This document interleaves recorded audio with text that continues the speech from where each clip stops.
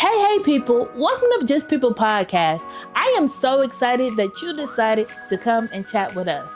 This podcast is designed to show everybody that you're just a person and that your life experiences matter and that you're not alone in a lot of things that you do. So, if you resonate with the topic, comment, DM us. If you agree or you don't agree, comment, DM us. If you wish that we went deeper, or if you want to come get on this couch and go deeper with me, then hey, comment, DM us. We want to hear from you. We want to build with you because we're all just people, and people make the world go round. So, peace.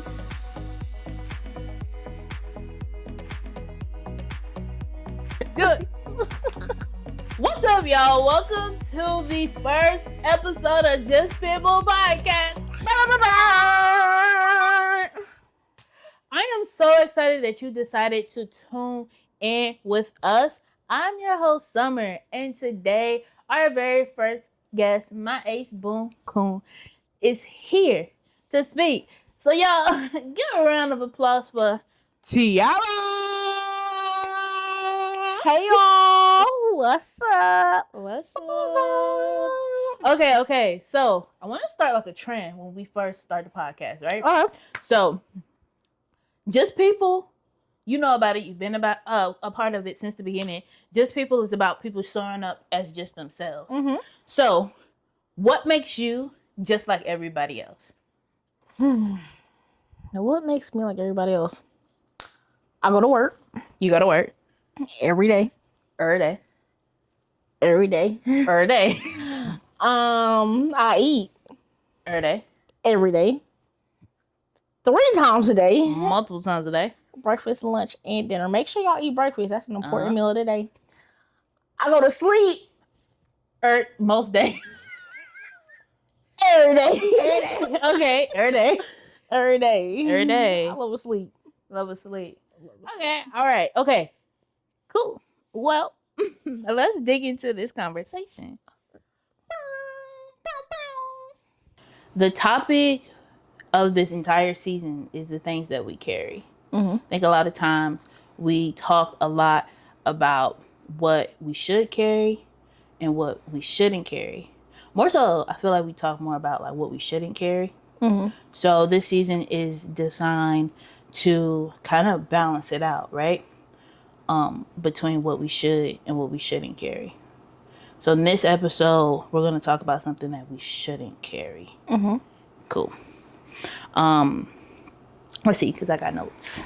Come on, notes. One thing y'all gonna learn about me. Notes. I'm gonna have notes. But if you were a part of Just People Bible study beforehand, you know that we've been doing kind of like a roll call, right?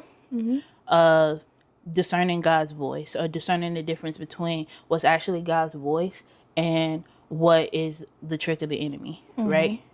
And one big thing that we talked about is how we use biblical words or like things that we think are of God to justify things that aren't, right? And so we're going to stay in that same vein. So a lot of times, because we get so comfortable with our inner voices, they tend to speak louder than the voice of God. And that often looks like us trying to push our own agendas. And then we're left carrying not only what God wants for us, but the mess that we made too. And a lot of times that's why it's heavy, right? Mm-hmm. So a prime example is using the words like guard or protect, or I'm stewarding to mask the spirit of control. That's good. Mm-hmm. We're here.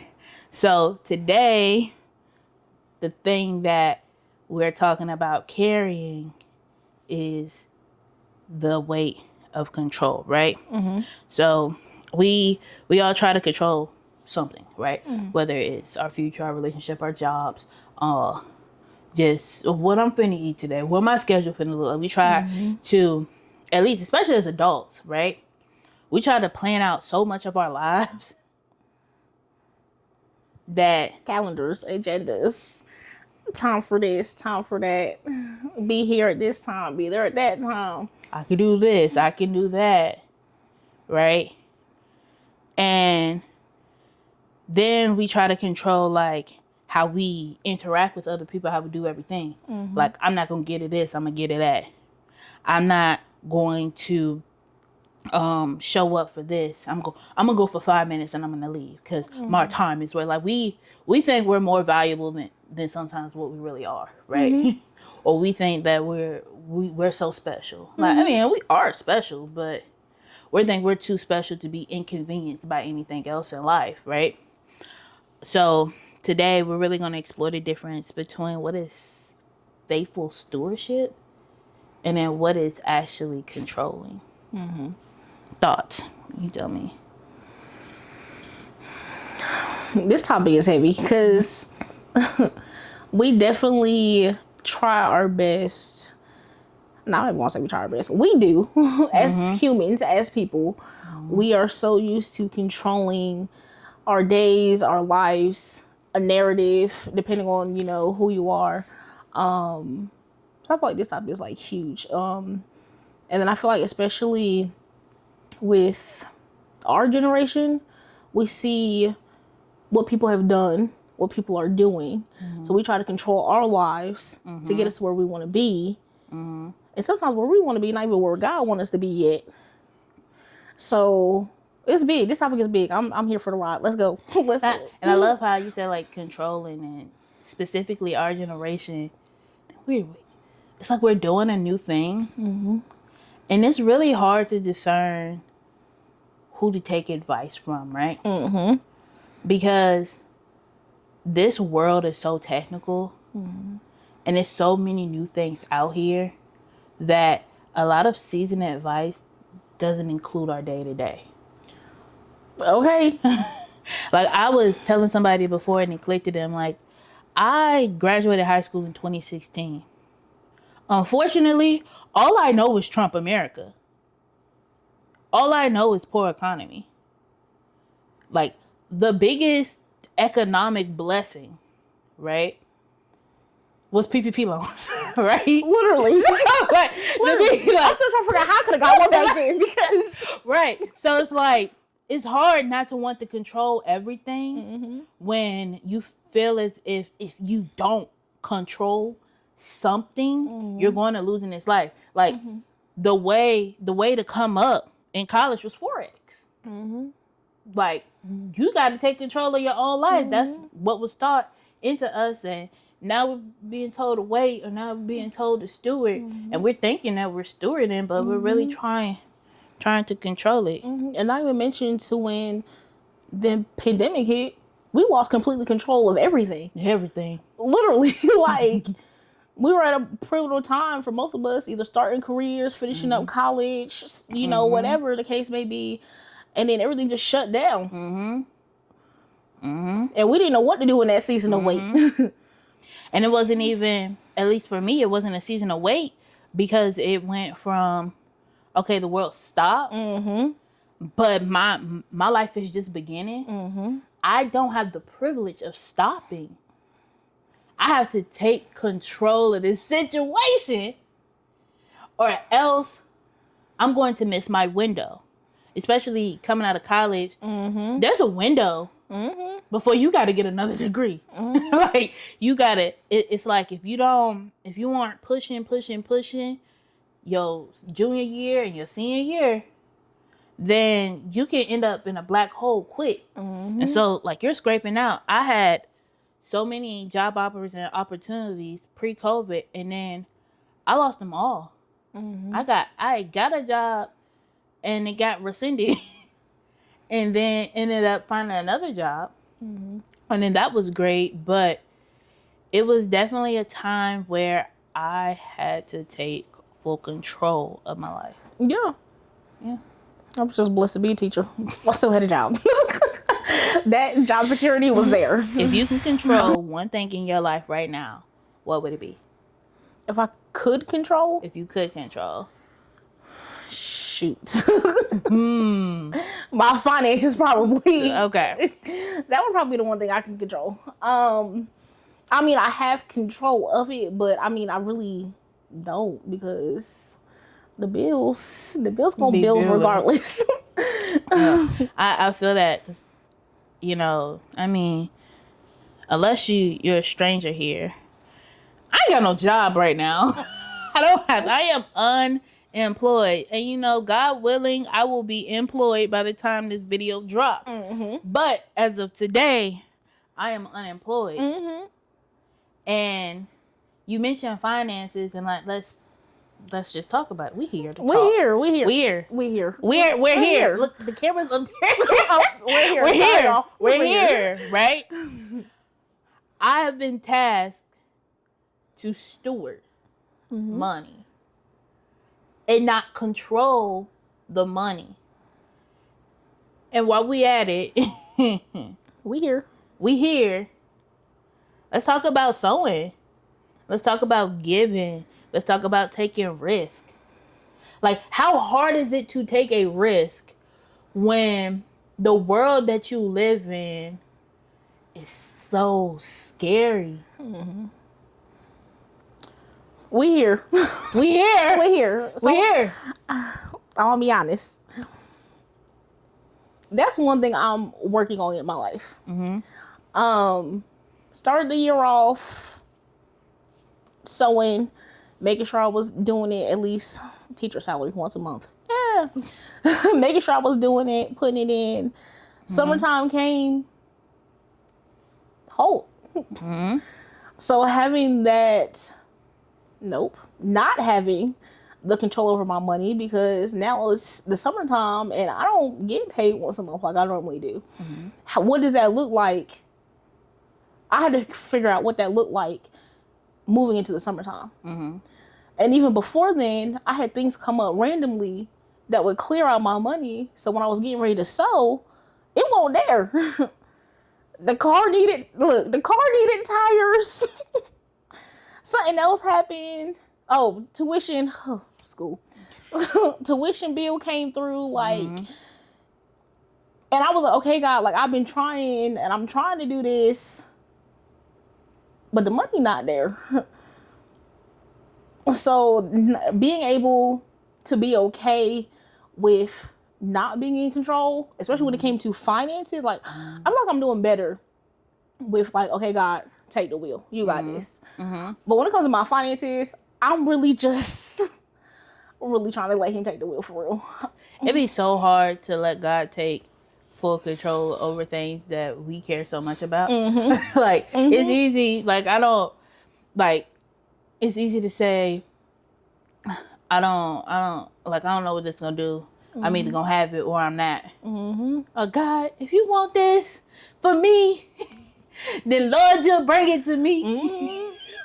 Thank you, Father. Right? But then when it's like, okay, day in, day out, like, for me in this unemployment season, we know I'm very crafty. I'm very crafty with my hands, right? I can basically, I made the shirts we wearing, right? You know, free promo, right? So, I guess it's not free because I paid for the shirts and never mind.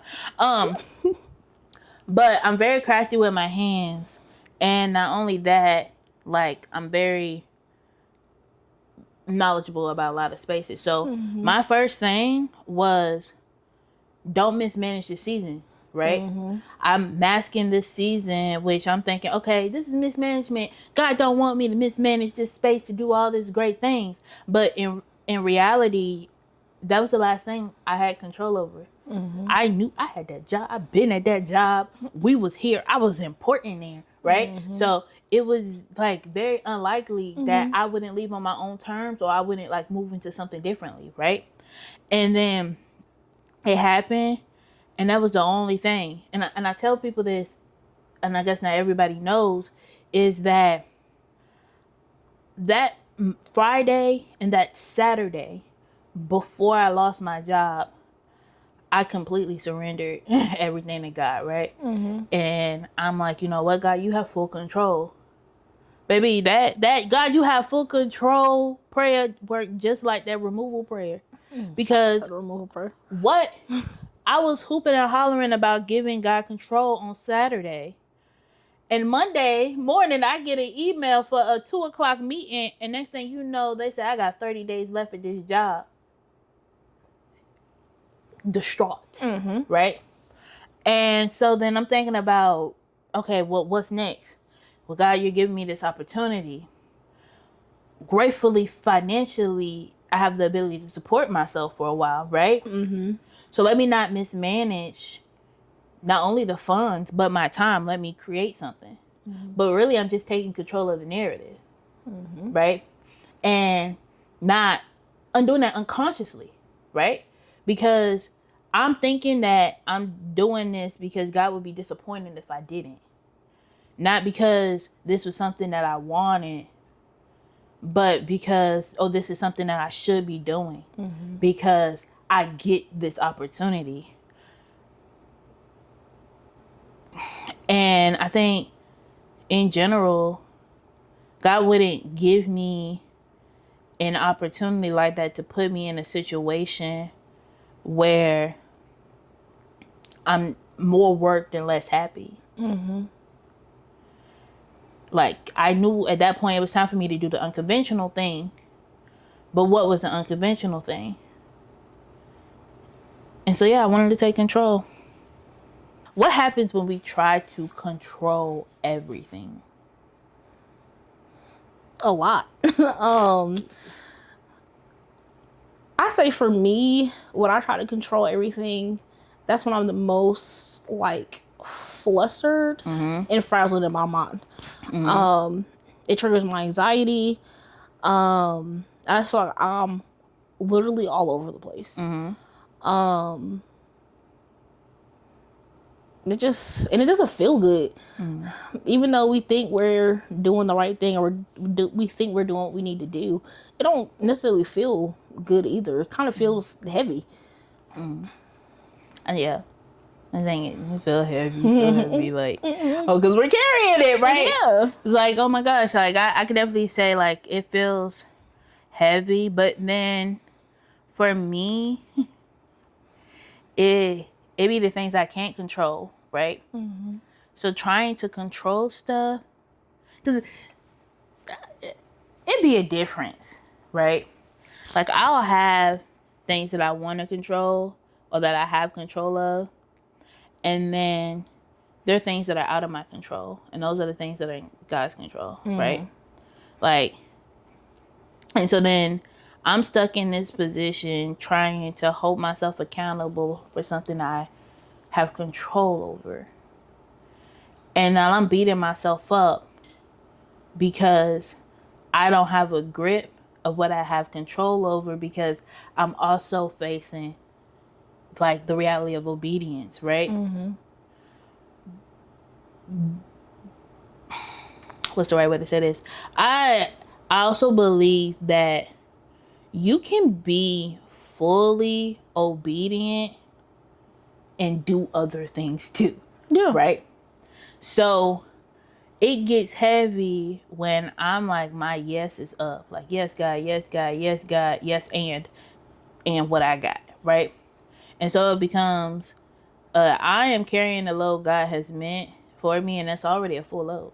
And then I'm carrying, like, dragging what I want behind me. And it gets so heavy because I know clearly the things God wants for me. I don't set any limits or any checkups, right? No accountability pieces on what God has for me, because I know that's God's stuff and I'm just gonna do it because I ain't got no choice, right? Like, it's a yes, it's no. And when I say I ain't got no choice, there's always one person who's like, well, you got a choice. You got a choice. I ain't got no choice. My answer is yes. But then I'm holding myself accountable for the things that I set for myself. So one thing, working on this doctorate, I'm going to do a class a month. God wants me to get that doctorate.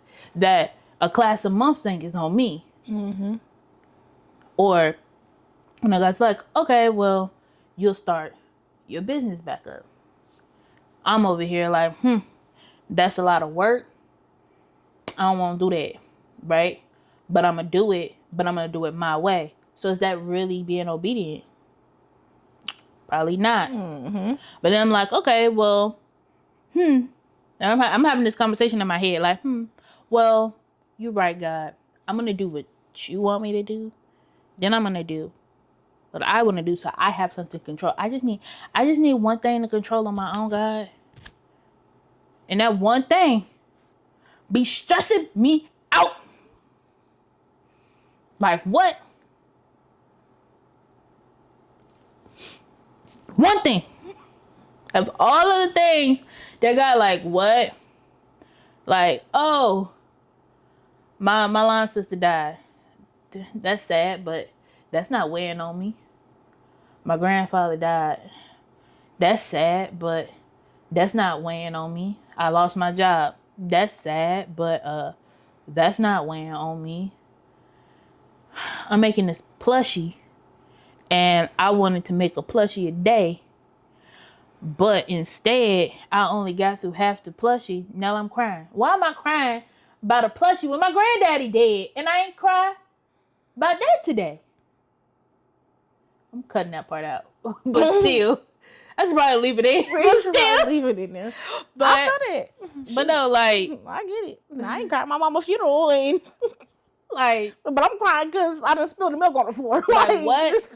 Like I cried in the moment for that big thing, and then I gave it to God, and then I've been dealing with it and taking that to prayer. But then I'm over here like I know. I mean, I can take anything to God, but I know ain't no need for me to take this to God because this is something I created on my own. Yeah, that makes sense.